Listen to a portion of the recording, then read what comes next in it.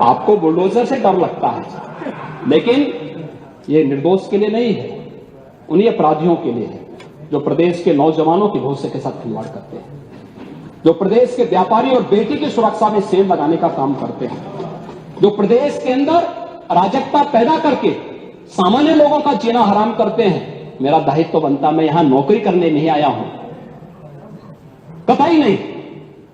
मैं यहां पे इस बात के लिए आया हूं कि अगर वो करेगा तो भुगतेगा भी, और इसीलिए मैं यहां पे आया हूं कि हम लोग उससे लड़ेंगे। ये लड़ाई हमारी सामान्य लड़ाई नहीं है, ये प्रतिष्ठा की लड़ाई भी नहीं है। मुझे प्रतिष्ठा प्राप्त करनी होती तो मुझसे से ज्यादा प्रतिष्ठा अपने मठ में मिल जाती है, कोई आवश्यकता नहीं मेरे लिए। लेकिन इस प्रकार के गुमराह भरे तथ्यों को लेकर क्या बातें हैं आप लोग बोलते हैं, इस प्रकार के अनावश्यक बातों की तरह आप ध्यान आप इस प्रकार की चर्चाएं करते हैं।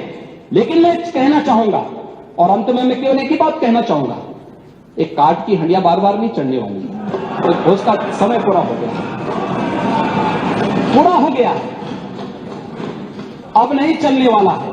और इसीलिए हम लोग तो इस बात के पक्षधर हैं, और वह ये मैं फिर भी आपसे आप लोगों से कहूंगा, आपसे नहीं, आप तो बड़े बुजुर्ग हैं, वयोवृद्ध हैं, पूरे मैं दोनों पक्षों से कहूंगा कि पांडे जी जैसे लोगों को सम्मान मिलना ही चाहिए, क्योंकि वो पीढ़ी लगभग अपने ढलान की तरफ है और मुझे लगता है उन्हें हर प्रकार का सम्मान मिलना चाहिए। लेकिन हम लोग जो भी योजना बनाते हैं यह धरती पर पांव रख करके बनाते हैं, व्यवहारिक जगत का। मैं आपकी बात को इसलिए सुन रहा था, मैंने एक भी बार आपको डिस्टर्ब इसलिए नहीं किया क्योंकि मैं जानता था कि आप जमीन पर रह करके सारी बातों को यहां व्यवहारिक स्तर पर बोलते हैं।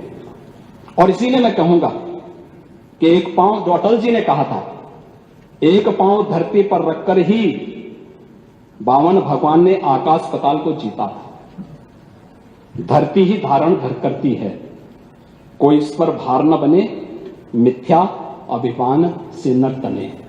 मुझे लगता है गलतफहमी नहीं होनी चाहिए समाजवादी पार्टी या कांग्रेस को कि वह बार बार खटाखट जैसी योजना के माध्यम से जनता को धोखा दे सकें।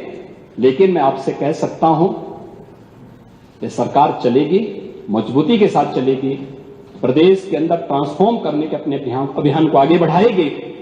प्रदेश के अंदर खिलवाड़ करने की किसी को जरूरत नहीं होगी। और कल की जो गोमती नगर की घटना है, उस घटना में भी हम लोगों ने जवाबदेही तय की है। उसके अपराधियों की सूची भी मेरे पास आई है। ये अपराधी हैं, पहला अपराधी है पवन यादव, दूसरा अपराधी है मोहम्मद अरबाज। ये सद्भावना वाले लोग हैं, यानी सद्भावना, अब इनके लिए सद्भावना ट्रेन चलाएंगे, इनके लिए बुलेट ट्रेन चलेगी, चिंता मत करना। और उस बुलेट ट्रेन की तैयारी की जा रही है। और इसीलिए महिला सुरक्षा हमारे लिए सर्वोच्च महत्व रखता है।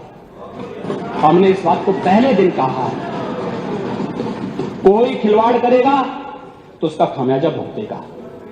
हम लोगों ने इस बारे में हम लोगों ने आश्वस्त किया, एक एक बेटी को, एक एक बहन को हम लोगों ने इस बात के लिए आश्वस्त किया है। और मैं फिर इस बात को कह सकता हूं, इस घटना को हमने गंभीरता से लिया है, और गंभीरता से लेने का परिणाम है पूरी चौकी को सस्पेंड किया है, इंस्पेक्टर को सस्पेंड किया है, डिप्टी एसपी, एडिशनल एसपी और डीसीपी, इन सबको वहां से चेंज करके इनके खिलाफ भी कार्रवाई हमने प्रारंभ की है। जो भी व्यक्ति प्रदेश के अंदर अराजकता और अव्यवस्था पैदा करने का प्रयास करेगा, मैं फिर कहूंगा, हम सबका सम्मान करेंगे, सबको सुरक्षा देंगे। लेकिन अगर किसी ने अव्यवस्था पैदा करने का प्रयास किया तो फिर उसका भुक्तभोगी भी उसको बनना ही पड़ेगा। मैं यही आपसे भी कहूंगा कि आप अपने लोगों को भी इसके लिए तैयार करेंगे कि वे कानून का पालन करने की दिशा में आगे बढ़ेंगे, तो मुझे लगता है कि यह अच्छी दिशा में आगे बढ़ पाएगा। सप्लीमेंट्री डिमांड पर आपने अपने बातों को यहां पे रखा, माननीय सदन में